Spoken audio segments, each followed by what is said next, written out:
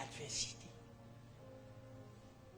David dit, tu dresses une table. Tu dresses une table en face de mes adversaires. Regarde, ça sera toujours en face de tes adversaires que Dieu va dresser la table. Amen. C'est un principe. Ça sera toujours en face. Ils seront là.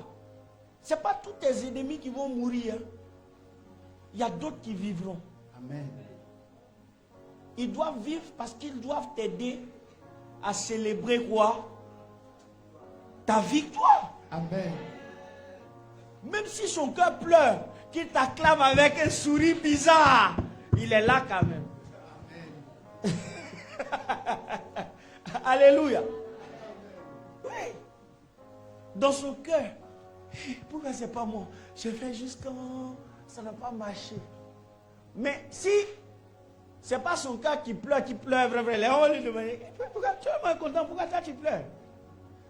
Donc il rit aussi avec un rire bizarre. Et il acclame fort. Parce qu'il ne veut pas qu'on le soupçonne en fait d'être. Mais il est là. Alléluia. Amen. Amen. Amen. Tu dresses une table en face de mes adversaires. Il n'y a jamais de... Toi, tu penses que ton mariage que tu as fait là, tous ceux qui étaient là, ils étaient d'accord. D'autres étaient tristes. Mais ils riaient quoi. Parce que sinon, nous, on va le remarquer. Tout le monde est content ici. Est-ce que tu étais obligé de venir? Donc, tu es obligé de rire, tu es là. Tu ris avec nous. En face de mes... La table que Dieu dresse, c'est toujours en face de tes adversaires. Pourquoi? Parce que, regarde, il faut avoir vaincu l'adversaire. La table est dressée. Hein? La table est dressée. Mais on dit que c'est en face de tes adversaires. Ça veut dire qu'il y a un match qui doit se jouer. Amen. J'ai illustré ça avec toutes nos compétitions aujourd'hui. Pour un match de football, d'handball, quand on dit la finale là, qu'est-ce qui se passe? Les deux sont là. Les deux s'affrontent. Celui qui ne joue pas, on dit il a signé abandon, forfait. Et il a perdu. Amen. Amen. Mais tu vois, tant que tu ne t'es pas battu, tu ne peux pas savoir qui va gagner. Amen. Amen. J'ai donné un proverbe baoulé. Amen. Un proverbe baoulé. Bekun boli bati, bise noir.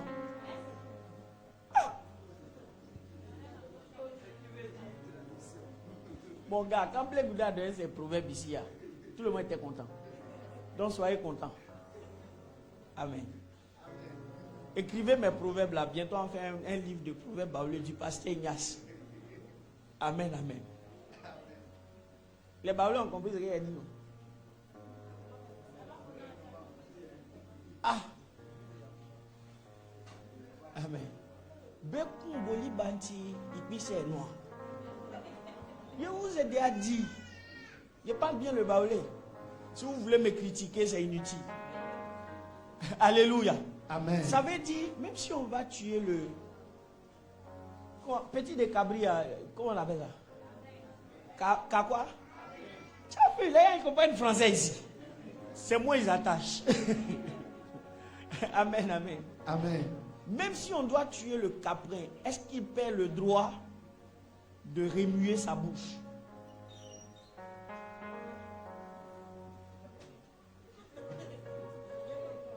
Amen.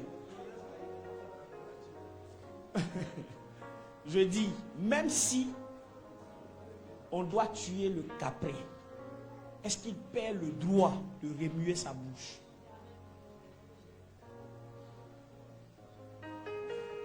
Non. Il faut l'égorger, mais sa bouche va remuer. voilà, de toutes les façons, il s'en va mourir. C'est pour dire que quand tu es en face de l'adversité, même si tu ne te fais pas confiance, que tu penses que tu vas perdre, il n'y a pas forfait. Il n'y a pas forfait. On s'en va lutter. Peut-être que le jour là même là, le gars là même là, il n'est pas dans son bon jour. Ça disait ça. Des gens fuient en face de l'adversité. Oh, le défi est trop grand. Oh, je ne suis pas allé à l'école. Oh, ça là, je vais faire comment? Oh, ça là, je vais faire comment? Donc, je vais faire comment? Il fuit. Il n'a rien essayé. Il ne s'est même pas battu un peu. L'opportunité, il est là. Tu as fait un songe bizarre. Et puis, c'est fini. Hey, le gars, la fille m'a beauté. Amen, amen. Amen, amen. Oui, elle m'a soulevé, elle m'a déposé. On nous a séparés, il était fâché. Mais il était content aussi, hein, parce que vraiment, de la main, m'a soulevé. Peut-être le deuxième round là.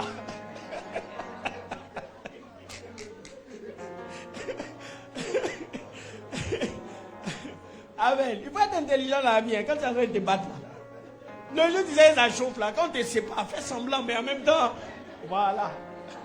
Ouais, tu peux dire après que c'est pas on nous a séparés quoi. Même quand tu pleures là, tu dis ouais, pourquoi on m'a pas laissé? Mais c'est pas ça. C'est pas le coup est rentré.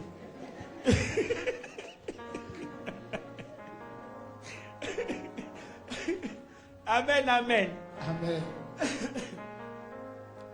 Ouais. Le diable a toujours abusé. Hey. Même ceux qui ne rient pas, on rit au Dieu, c'est bien. Amen. Amen. Amen. Il y a des gens, quand ils prêchent là, ils m'intimident quoi. Mais ils ne rient pas, mais ils sont là comme ça. Mais aujourd'hui, il y a vu, ils ont ri. C'est bien. Mon cher, on m'a beauté. C'est rien du tout. La fille là m'a beauté le jour. Depuis ce jour, elle est laissée en paix. Ah, mon gars. La tendance a changé, on ne sait pas. Si elle commence à te beauté 2 fois, mais tu es foutu. Donc maintenant, on parle. Mais on ne se bat plus. Tout le monde s'est moqué de moi. Voilà. Quand tu es en départ, tu n'écoutes pas. Tu as compris ça. Amen. Voilà. Malgré le fait qu'elle a beauté tous les jours, le jour là, elle dit Bekumboli bati, c'est moi.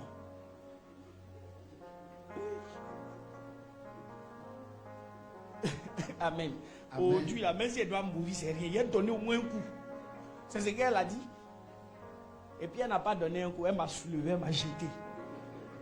Amen, amen. Voilà. Et c'est l'attitude qu'on doit avoir. On doit avoir cette attitude. Même quand on n'a pas Dieu. On doit avoir cette attitude. À plus forte raison quand on a Dieu. Amen. Amen. Nous avons du prix. Dieu décide de nous sauver, mais il estime que toutes les valeurs humaines qui sont sur la terre ne peuvent pas satisfaire à l'exigence de notre salut. C'est pour ça, si les hommes peuvent sacrifier leur enfant pécheur pour avoir de l'argent, Caïn a perdu face à Abraham. Il dit en Isaac plutôt. En Isaac, il n'y a pas d'issue. Et quelques instants après, il a soulevé légèrement le verre. Sauf que la mouche continuait de chercher à sortir par le haut. Parce qu'elle s'est programmée. C'est par le haut, puisqu'elle vole. Elle a toujours l'habitude de s'échapper par le haut. Donc elle est programmée à s'échapper par quoi? Par le haut. Pourtant, il y avait de l'ouverture en bas. Et elle a tellement lutté dans le verre qu'elle était affaiblie. Et elle est tombée. Mais sauf que quand elle tombe, elle est déjà trop fatiguée. Donc l'ouverture est là. Mais elle ne peut pas partir. C'est la vie de plusieurs d'entre nous. Il a tellement lutté. Un des mots que l'homme souffre, c'est quoi? C'est que s'il est en haut qui descend, il reste en haut dans sa tête. Vous pensez que je m'amuse? C'est difficile d'accepter que tu es descendu. Parce que le parcours que tu as fait pour aller en haut là. Quand tu t'imagines que tu dois reprendre ça, non, tu préfères vivre dans le chimérique, quoi. Le rêve. Tu préfères vivre dans la nostalgie. Tu ne descends pas. Le problème, c'est que si tu ne descends pas, tu ne pourras pas remonter. C'est dans ta tête que tu es en haut. Sinon, en réalité, tu es déjà en bas. Amen. Amen. On est bloqué dans la tête. J'ai fait ça, ça n'a pas marché. J'ai fait ça, ça n'a pas marché. J'ai fait ça. Donc là, c'est bon. Moi, mais j'ai fait pour ne rien réussir. C'est n'importe quoi. N'importe quoi. On s'est épuisé à rester. On s'est cramponné à des choses qui ne nous réussissaient pas. Et elles ont dévoré quoi? Notre énergie. Oui. Il y a d'autres possibilités. Non. Ne laisse pas le diable te... Regarde.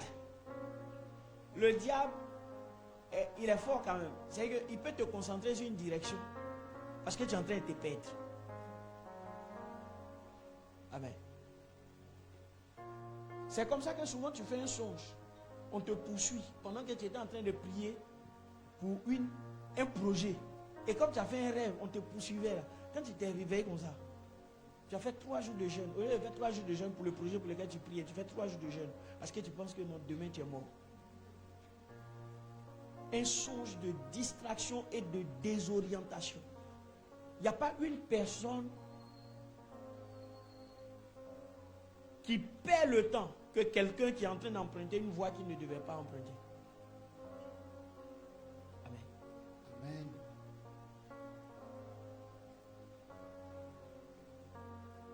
Donc, si on te met sur la mauvaise direction, le diable n'a même pas besoin de s'occuper de toi. Parce qu'il sait que où tu t'en vas, tu ne vas jamais arriver où tu veux partir, c'est inutile. Tu marches seulement, tu t'épuises.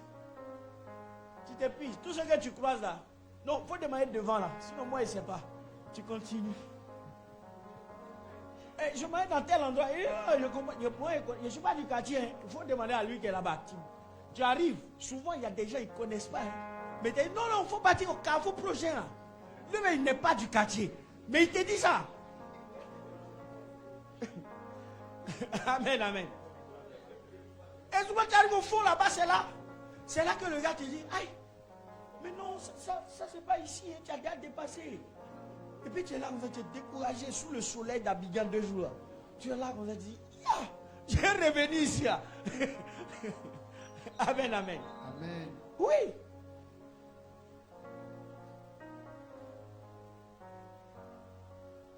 Isaac a creusé. Au 3e puits, le salut a commencé à s'installer. Amen. Jusqu'à ce que Dieu le repose. N'abandonne pas. En face de mes adversaires, tu vas vivre cette vie toujours en face de tes adversaires.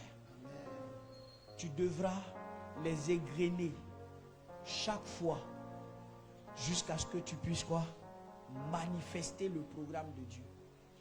Dieu dit à Israël, moi je te sors de l'Égypte et je vais t'installer dans la terre où coule le lait et le miel, Canaan. Sauf que Dieu les fait sortir avec des grands signes, miracles, tout ça. Et puis en route, Dieu leur dit, à partir d'ici, vous allez commencer à vous battre. Et ça, c'est un des mots des chrétiens.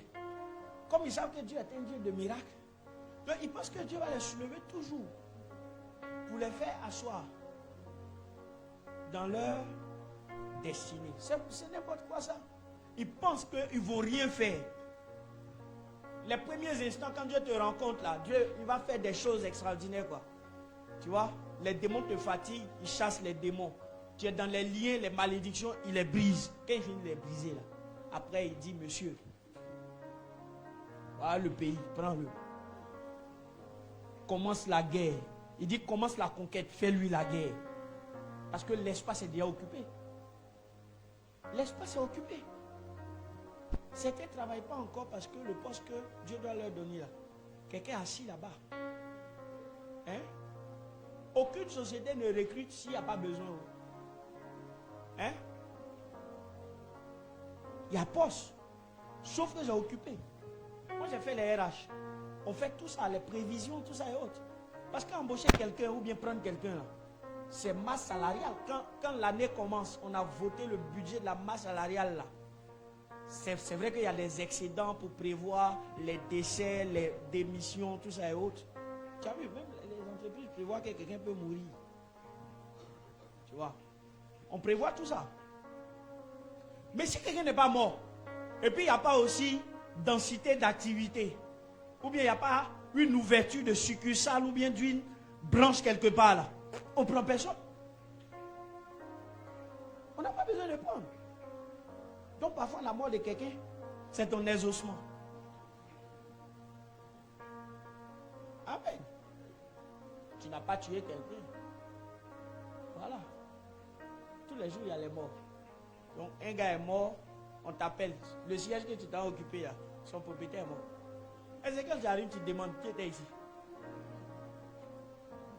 Amen. Amen. Amen. Les gens ont peur des morts, c'est n'importe quoi. Même maison, on loue à Biguin ici. Souvent, la maison que tu es en train, on dit, ouais, c'est joli. Le propriétaire vient de mourir, on l'a sorti, ça fait 2 jours. Bon, pas Thierry. Amen. Quand c'est dans ta famille, là, tu poses des... Il est mort ici, il peut dormir ici. Comment ça? Tu dors dans des maisons, les gens sont morts il y a longtemps. Tu as payé même pour aller dormir là-bas. Amen. Alléluia. Amen. C'est la vie. L'adversité fait partie de la vie. Ce n'est pas la fin. Tu étais bien aujourd'hui, tu ne vas pas bien, ce n'est pas la fin. La vie, c'est une succession de saisons. Mais assure-toi d'avoir Dieu à ton côté.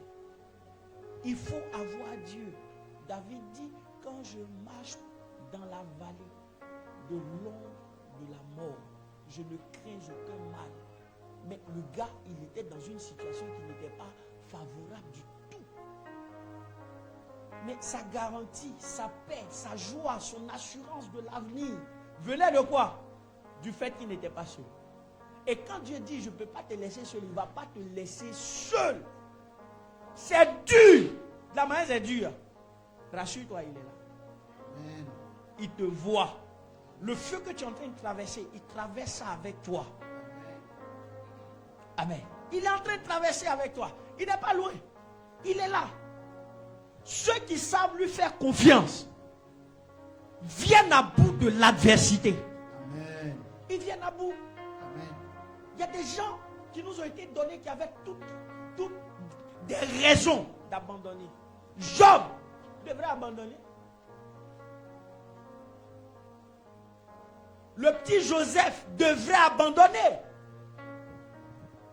Lui, l'adversité a commencé à se manifester depuis où? Depuis la cour familiale. C'est ses grands frères qui le détestaient. C'est ses grands frères qui le persécutaient. C'est ses grands frères qui le jalousaient. Au point où, pendant qu'ils venaient leur donner une bonne nouvelle, prendre de leurs nouvelles pour aller dire aux vieux, ils vont bien. Parce que le vieux s'inquiétait. Ils ont trouvé ce jour, en sa visite, l'occasion de le faire taire à jamais. Et briser quoi? Ses rêves. Ils ont dit, oh, voilà le rêve qui arrive. Aujourd'hui, quand on le tue, on va voir comment ses rêves vont s'accomplir. Amen. Je le dis tout le temps. Nos familles aujourd'hui sont très mal constituées. Très mal constituées.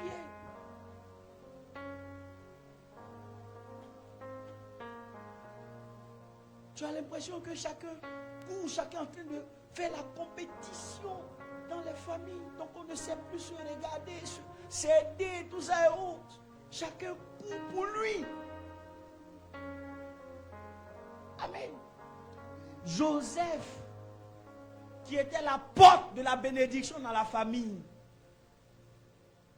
eux, ils le combattaient. Ils étaient en train de combattre la porte. Dieu place dans chaque famille des individus qui sont des portes. Et je dis, il y a deux malheurs qui arrivent dans nos familles. Soit la porte n'a pas compris qu'elle est la porte. Donc quand elle s'ouvre, elle se ferme sur tous les autres. Amen. Amen. Soit c'est ceux qui doivent passer par la porte, qui n'ont pas compris que c'est la porte, qui combattent la porte. C'est les deux choses qui arrivent. Amen. Amen. Joseph est la porte. Il y a une famine qui est programmée. Vous voulez pas. La famine est programmée. Et Joseph est la porte. Mais eux veulent tuer la porte. Parce que la porte avait les faveurs et l'amour du Père. Amen. Combattu la porte. Mais la porte est restée ferme. Tous ceux qui veulent vivre pieusement en Jésus sont quoi? Persécutés, c'est ce que la Bible dit. Pourquoi tu veux suivre Dieu et tu n'aimes pas les persécutions? Jésus, il n'est pas un séducteur à coquille vide. Non.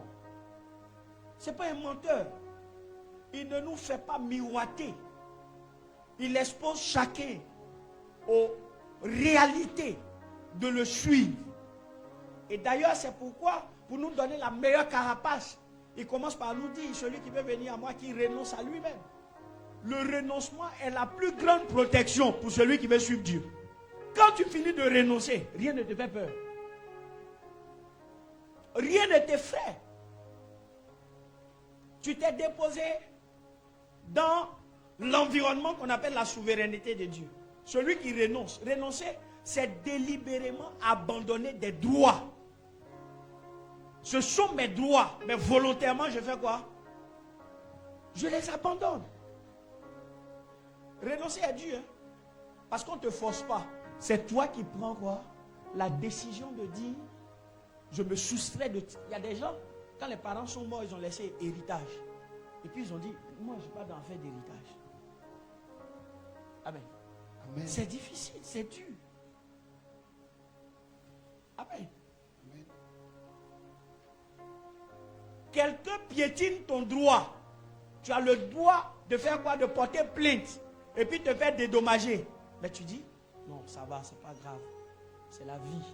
Je pardonne. Je n'ai pas besoin qu'on me restitue quoi que ce soit. Sur la route, simplement, les accidents qui se produisent. Il y a des gens, et ils ne laissent pas. Hein. Amen. Surtout une femme. Sa jolie voiture. Toi, tu t'es arrangé pour toucher ça. Hey, tu vas sentir ça. Hein? Amen. Moi, c'est vrai. Toi, tu laisses. Ah, tu as vu ça, c'est une fille de Dieu, on acclame le Seigneur pour elle. Amen. Sinon, là, elle va sortir avec son petit talon comme ça. Elle cause pas elle, lui. Elle a sorti son téléphone, elle est en train d'appeler. Le chauffeur Ignongo, il est en train de demander pardon. Elle a le voir. On dit ta journée est gâtée, tu ne connais pas. Alléluia. Oui. Mais des gens renoncent à leurs droits. L'apôtre Paul dira,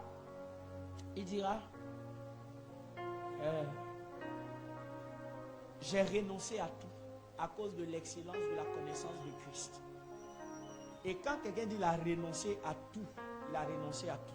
Toujours je le cite parce que il était promis à un bel avenir. Il devait devenir un grand type en Israël. C'était la relève politique, religieuse, et il devait être quelqu'un d'important. Le meilleur élève de celui qu'on appelle Gamaliel. Et Gamaliel était un professeur hors norme en son temps. Quand Gamaliel parle, tout le monde se soumet. Son érudition était indiscutable. C'était son élève qui était l'apôtre Paul. Donc Paul n'était pas une banale personne. Mais il dit qu'il rencontre le Seigneur Jésus à cause de la qualité et l'excellence de sa connaissance, lui, il a renoncé à tout. Quelqu'un qui a renoncé à tout là, c'est quoi tu peux lui faire? Tu vas lui faire quoi? Absolument rien du tout. La vie chrétienne commence par ça. Quand tu commences ta vie chrétienne en renonçant, rien ne t'arrête. Tu n'as peur de rien. Rien ne t'effraie. Tu avances. Tu t'es donné à Dieu une fois pour toutes. Ce qui va t'arriver dépend de Dieu. Et la Bible dit toutes choses concourent au bien de ceux qui aiment Dieu, ceux que Dieu appelle selon son dessein. Toutes choses. Amen. Le gars renonce à tout. Et maintenant on dit tout ce qui va lui arriver là, c'est pour la gloire de Dieu. Et dans tout, il y a tout. Dans tout, il y a tout. Si on lit 2 Corinthiens chapitre 11, tu vas voir dans tout, il y a tout. On le frappe. Il est en prison. Mais il s'en fout. Il dit c'est pour la gloire de Dieu. Il trouve des mots pour se fortifier. Que les souffrances que Christ n'a pas pu porter dans sa chair, lui il les porte pour achever les souffrances de Christ. Hey! Mon gars, est-ce que tu as compris ça? Amen. Amen. Qui peut arrêter un tel homme? Alors le renoncement, ce n'est pas juste un slogan. Ou bien ce n'est pas que Dieu t'oublie, non. Il dit j'ai renoncé à tout. Est-ce que Paul ne savait pas que Dieu bénissait? Paul sait. Il connaît la puissance de la bénédiction de Dieu. Mais il dit j'ai renoncé. Il a mis tout ce qu'il avait au service de Dieu. Rien ne l'a arrêté. La force d'un chrétien trouve toute son expression dans sa capacité à renoncer. Après, Dieu est fidèle pour ne pas te laisser quoi? Dans la honte. Dieu est fidèle. Shadrach, Meshach, Abednego, ils font quoi? Ils se retrouvent face à l'adversité. De faire quoi? D'abandonner quoi? La prière. Se prosterner devant quoi? Une statuette. Eux, ils croient en un seul Dieu. Ce Dieu qui n'a pas de visage. Parce qu'il ne s'est jamais présenté avec un visage. Le Dieu esprit. Le Dieu sacré des Hébreux. Même s'ils sont à Babylone, Dieu n'a pas cessé d'être Dieu. Même à Babylone, Dieu reste Dieu. Ses valeurs ne changent pas. Ils ont été éduqués quoi? Dans ses voies. Ils savent comment craindre Dieu. Et un des principes pour manifester sa crainte de Dieu, c'était quoi? C'était ne jamais se prosterner devant quoi? Ni une création, ni une créature. Une statuette muette ne peut pas être Dieu. On dit tout le monde doit se prosterner parce que les gens ont décidé de faire quoi? De les arrêter. Ils ont dit nous. Ils ont dit roi, tu nous connais. C'était des fonctionnaires du roi même. Tu nous connais, nous on est bien. On a été même à ton école quand on est arrivé ici. Leur première épreuve c'était par rapport à ce qu'ils devaient manger quand ils sont arrivés. Même la nourriture était quoi? Envoûtée. Eux ils disent mange pas ça. Ils sont juifs. Ils ont gardé leur identité. Ils ont dit tu nous connais. Nous on fait tout. Mais sauf que en matière de foi, là, nous on croit en un seul Dieu. Nous on ne croit pas en 1000 dieux. Nous on a un seul Dieu. Et notre Dieu, c'est devant lui seul qu'on se prosterne. Donc oubliez ce que vous êtes en train de dire. Oubliez ça. On n'a jamais enfreint à aucune règle. Mais la règle que vous avez mise en place à cause de nous là, en tout cas ça va nous prendre. C'est aujourd'hui là à en mourir. Ou bien Dieu va nous aider. Ils ont dit, oh roi, nous savons que notre Dieu est capable de nous délivrer. Mais même s'il ne fait rien, et qu'on doit brûler ici, on brûlera. Amen. Ça ne change rien. Dieu est Dieu avec ses œuvres, et Dieu est Dieu aussi sans ses œuvres. Amen. Amen. Amen. Dieu n'est pas Dieu parce qu'il a fait. Hein. Dieu est Dieu parce qu'il est Dieu. Avec ou sans ses œuvres, Dieu est Dieu. Alléluia. Amen. Et puis on dit, bon, jetez-les dans la fournaise là-bas. On les a jetés. Mais quand il dit, quand je marche dans la vallée de l'ombre de la mort, je ne crains aucun mal. Parce que tu es avec moi. C'est ça qu'eux, ils ont vécu. Ils sont rentrés à Troie. Mais le roi qui a donné l'ordre qu'on les jette dans la fournaise voit 4 personnes. La Bible dit que même ceux qui les ont attrapés, pour aller les jeter. Amen. Amen. Si tu es riche, tu as le droit de rire. Amen. Amen. Amen. Amen. Et parfois tu crois en Dieu, hein, mais on te force à rentrer dans la fournaise. Sinon tu n'as pas envie de rentrer. Donc c'est ça qui est cacaca. C'est-à-dire que tu luttes un peu. Tu luttes, mais on t'attrape. Alléluia. Amen. On les jette là-bas. On a pointé Jésus, Jésus a crié, non? Hein? Quand tu t'amuses, hein? Jésus pleure, Jésus crie. La douleur, c'est la douleur, mon gars. Ça ne change pas la foi. Amen. Amen. Donc pleure dans la foi. Crie dans la foi. Hein? Va t'asseoir dans ta maison un jour, en bas de ton lit comme ça. Amen. Les garçons, tu as le droit d'enlever ton habit, ton gros ventre est là. Et puis tu pleures. Tu dis c'est dur. Papa, c'est dur. Je renonce pas, mais c'est dur. Je ne vais pas abandonner, mais C'est dur. et puis pleure. Et papa ne pleure pas devant tout le monde. Donc tu pleures. Le jour là, tu te lâches. Et puis tu pleures. Quand tu finis, tu es sur tes larmes. Tu dis, papa, allons-y. Tu comprends que c'est dur. C'est juste que Dieu voulait que tu comprennes. Alléluia. Amen. Donc on les a attrapés, on les a jetés. Le roi se lève tout seul. Il dit, mais attends, il y a combien de personnes on a jetées là-bas? On dit on a jeté 3 personnes. Ah, roi, toi aussi. Ces 3 personnes on a mis. Vous ne vous êtes pas trompé. Non, non, on ne s'est pas trompé. C'est les 3 là seulement. Comment ils s'appellent? Ils disent leur nom. Il dit non. Il y a 4e personne là-bas. On dit comment ça? On dit comment? Nous on a mis 3 personnes. Il dit je vois 4 personnes. Je vois 4 personnes. Amen. Amen. Amen. L'adversité effraie pour que tu renonces à ton projet.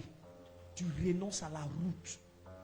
Ça vient toujours avec une certaine laideur, terreur. Le but, c'est que tu abandonnes. Ceux qui abandonnent dans la vie, c'est eux qui sont les perdants. Les perdants abandonnent toujours. Ils regardent à la taille de l'adversaire. Un Goliath retient 40 jours toute une armée. 40 jours, Goliath sort. Et puis il dit, je suis venu lancer défi à l'armée d'Israël. Parmi vous, choisissez quelqu'un qui vienne me combattre. S'il remporte, on devient vos esclaves. Si c'est moi qui gagne, vous devenez nos esclaves. Quand il vient, toute l'armée fuit. Toute l'armée d'Israël fuit. Tous les matins, il fait ça. Il fait ça et il fuit. Même le chef de l'armée. C'est pas comme maintenant. Hein. Maintenant, le président, il est le chef de l'armée. Mais il ne va jamais en guerre. Amen, amen. Donc, comme il ne va pas en guerre, il ne sait pas ce qui se passe là-bas. Il s'en fout. S'il veut, il mélange et puis il est là. Il ne va pas aussi. Avant, quand on dit que tu es le chef de l'armée, Saül connaît. Saül était sur le terrain aussi. Quand tu es le chef, monsieur, tu es le chef. C'est toi qu'on suit. Tu fais, ya, on s'en va. Et puis on te suit. Alléluia. Mais maintenant, ils sont dans des bureaux, ils décident. Et puis voilà, ils s'en foutent. Ils sont mal protégés. C'est pour ça qu'ils ne réfléchissent pas bien. Amen, amen. Amen. Alléluia. Amen. Israël fuit à son chef et tous sont calés là-bas. Parce que le gars, il dépasse les 3 mètres. Un homme qui dépasse 3 mètres. Quand il regarde sa paume comme ça, j'ai plus les détails dans notre système de mesure. Amen. Mais quand tu regardes le gars là, tu dis non, non. Au lieu de dire envoyer 10 personnes, et puis moi seul, il dit envoyer une personne. Comment ça? Ça c'est déséquilibré mon gars. Humainement parlant, c'est déséquilibré. Qui va venir? Mais c'est Goliath qui est comme ça. C'est sa taille qui est comme ça. Les gens n'ont pas appris à marcher avec Dieu. Ils n'ont pas appris à marcher et à croire Dieu.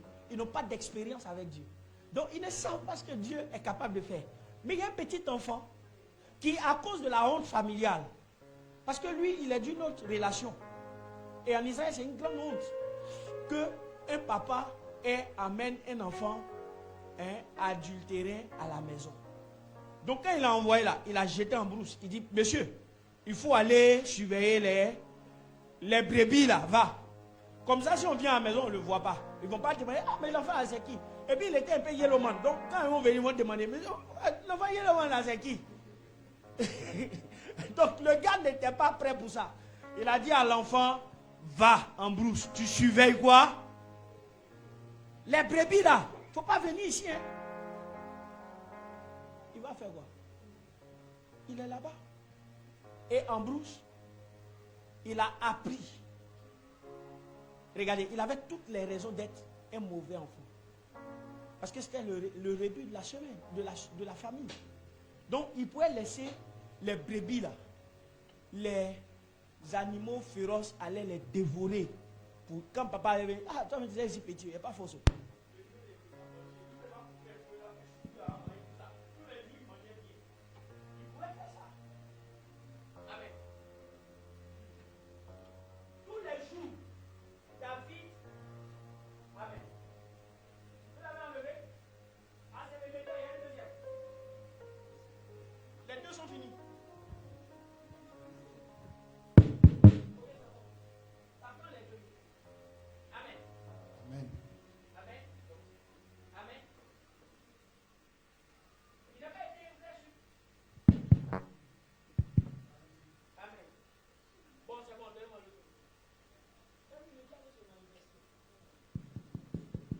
Amen.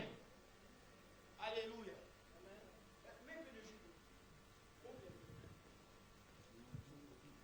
Amen. Amen. Ok, il n'y a pas de souci. Donc du coup, le gars, il avait la possibilité d'être un mauvais enfant.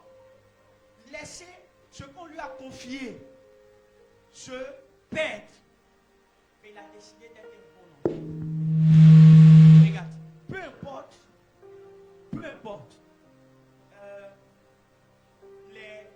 la responsabilité qu'on te donne, que ce soit dans les meilleures conditions ou les conditions les plus difficiles, tiens bien tes responsabilités.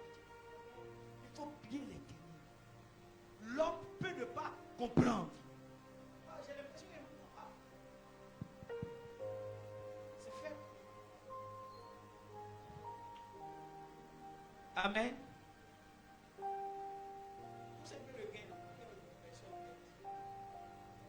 Amen. Il est lourd.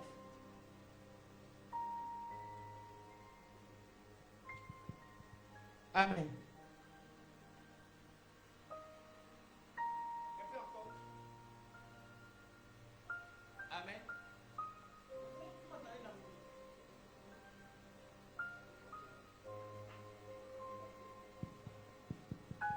Aujourd'hui, c'est faible. Ça y est, il faut que je vienne trop à côté ici pour qu'on m'entende. Regarde ma caméra. Pousse un peu, pousse.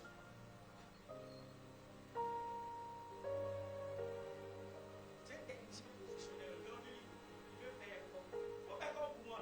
Dépasse. Il faut dépasser. Dépasse. On va continuer la prière. La prière est respectée.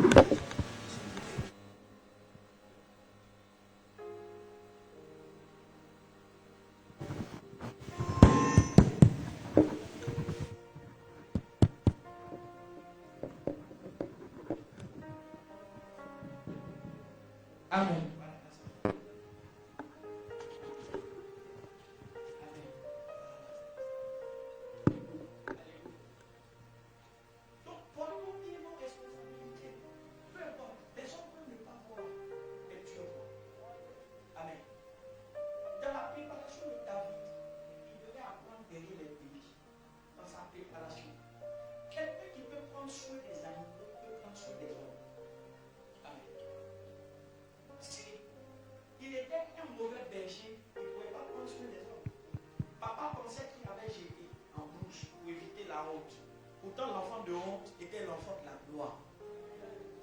Amen. Je dis toujours cette chose. La meilleure manière d'apprendre, c'est dans la souffrance. Si tu as un patron qui te laisse tout faire, il ne t'envoie pas, il ne te torture pas, tu vas durer dans la paix d'apprentissage. Mais si ton patron est nerveux, un gars bizarre, amen, amen. Amen, c'est bon, il prend plus aussi. Alléluia. Si ton patron est bizarre, un gars au visage fermé, nerveux, bizarre, tu es discipliné. Il te donne la clé de l'atelier et il te dit tous les jours à 6h30. À 6h30, tu vas voir. Toi, tu dormais qu'à 10h normalement en arrivant à l'atelier. Mais tes habitudes vont se modifier en 2 temps 3 mouvements. Il y a toujours un jour, c'est-à-dire le premier jour, là, tu vas tester le patron forcément. Les premiers jours, tu ne sais pas où. Quand tu vas partir faire ce que tu as envie de faire. C'est-à-dire tu vas partir 2 jours comme si tu es bien. Le 3e jour, là, tu dors comme d'habitude. Et puis quand tu viens le patron là, c'est que le patron a tout fait. Amen. Quand le patron finit ça, dans tes rêves les plus doux, ton sommeil s'arrête. Tu te réveilles bien. Et puis tu t'en vas régler le truc là. Et comme l'habitude devient une seconde nature, tu vas avoir une qualité. C'est une intelligence, c'est une compétence de vie. Hein. La ponctualité est une compétence de vie. Il y a les compétences qu'on apprend dans les disciplines à l'école ou bien dans... Mais il y a le savoir-vivre là, c'est des compétences de vie. Des gens ne travaillent pas souvent parce qu'ils n'ont pas les compétences de la vie courante. Ils n'ont pas ça. Amen. Jour d'entretien, tellement il a appris à dormir tous les jours, au moins il va se réveiller là, c'est fini. Des gens vont passer le concours, ils en vont composer, et puis ils arrivent en retard. Maintenant on dit on fait un portail. Amen, amen. Donc il y a des choses qu'on néglige qui font partie de notre préparation. Et David, en brousse là, derrière les brebis, il a appris à se battre avec le lion et l'ours. Il a appris à gérer les ressources qu'on a mis sous sa responsabilité. Lui ne perd aucune ressource.